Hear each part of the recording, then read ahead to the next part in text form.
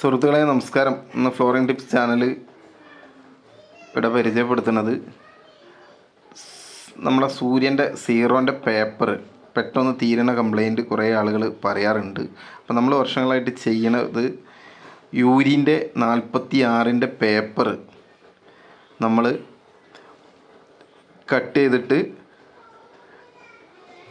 Balance സീറോൻ്റെ പേപ്പറുമേ ഫ്ലസ്കി കയറ്റി ഒട്ടിച്ചിട്ട് first 46-ൻ്റെ പേപ്പറാണ് അടിക്കാറ്. അപ്പോൾ അത് യൂരിൻ്റെ പേപ്പർ എടുത്തിട്ട് അതിൻ്റെ ഗ്രൈൻഡർ കൊടുക്കണ ആ ഒരു ഭാഗം നമ്മൾ കട്ട് ചെയ്ത് ഒഴിവാക്കിയതിന് ശേഷം പ്ലെയിൻ ആക്കിയിട്ടുള്ള പേപ്പർ ഈ ബാലൻസ്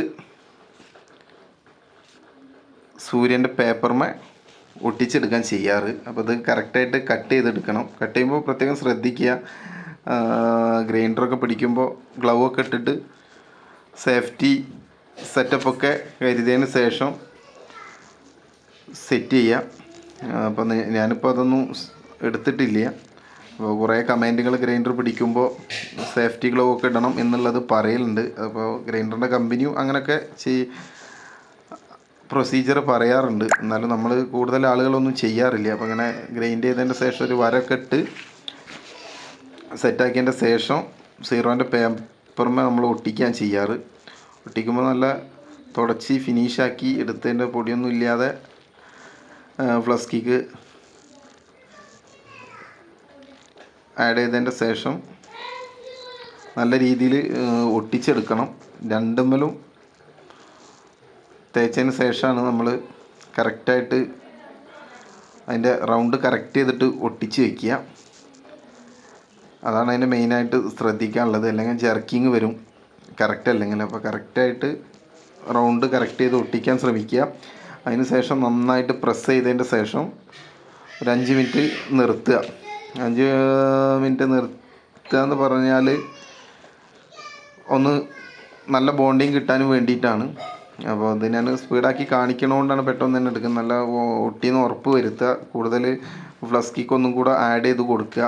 അതിൻ്റെ ഉള്ളിലേക്കൊക്കെ ഒന്ന് ഇറങ്ങി നല്ല ഉഷാറായിട്ട് ബോണ്ടാവാനും വേണ്ടിയിട്ടാണ്. അല്ലാന്നുണ്ടെന്നുണ്ടെങ്കിൽ പേപ്പർ അടിക്കുന്ന ടൈമിൽ ചിലപ്പോൾ തെറിച്ച് പോകാൻ ചാൻസ് ഉണ്ട്. അപ്പോൾ അങ്ങനെ ഇല്ലാതിരിക്കാൻ വേണ്ടിയിട്ട് നല്ല രീതിയിൽ ഒട്ടിക്കുക. ഒട്ടിച്ചതിന് ശേഷം നമ്മൾ ആ കാണുന്ന പ്രതലത്തിൽ സിമൻറ്റ് പൊടിയോ അല്ല വൈറ്റ് സിമൻറ്റിൻ്റെ ഒക്കെ പൊടിയോ നമ്മൾ ആഡ് ചെയ്യലുണ്ട്.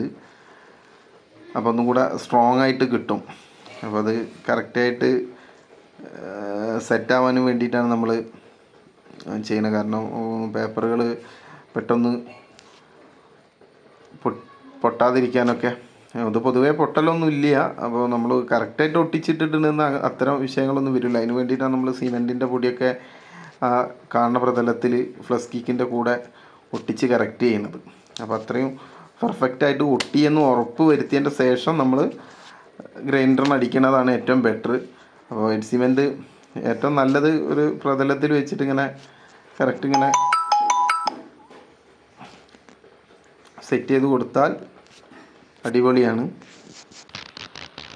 അതിനിപ്പോൾ നമ്മൾ ഒട്ടിച്ചെടുത്തിട്ടുണ്ട്. ഒട്ടിച്ചെടുത്തതായിട്ട് അടിച്ചതാണിപ്പോൾ നമ്മളെ സ്കാറ്റിങ്ങിന് വേണ്ടിയിട്ട് കട്ട് ചെയ്ത മാർബിളുകൾ. അപ്പോൾ നല്ല വാൽപ്പാടുള്ളതൊക്കെയാണെന്നുണ്ടെങ്കിൽ ഈ ബ്ലാക്ക് പേപ്പറായിട്ട് പെട്ടെന്ന് പോരും. അപ്പോൾ സീറോ കൂടുതൽ ആവില്ല. അപ്പോൾ അങ്ങനത്തെ ഒരു സെറ്റാണ് നമ്മളിങ്ങനെ ചെയ്യുമ്പോൾ. കാരണം നല്ല വാൽപ്പാടുള്ള സ്ഥലങ്ങളിലൊക്കെ ഗ്രൈൻഡർ കറക്റ്റായിട്ട് ഒരേമാതിരി അടിച്ച് പോയാൽ പെട്ടെന്ന് തന്നെ തേയ്മാനം വരുന്നുണ്ട്. പെട്ടെന്ന് ക്ലിയറായി എടുക്കാൻ സാധിക്കും. പിന്നെ സീറോൻ്റെ പേപ്പർ രണ്ടാമത്തെ റൗണ്ടിൽ കൂടുതൽ അടിക്കേണ്ട ആവശ്യങ്ങളില്ല.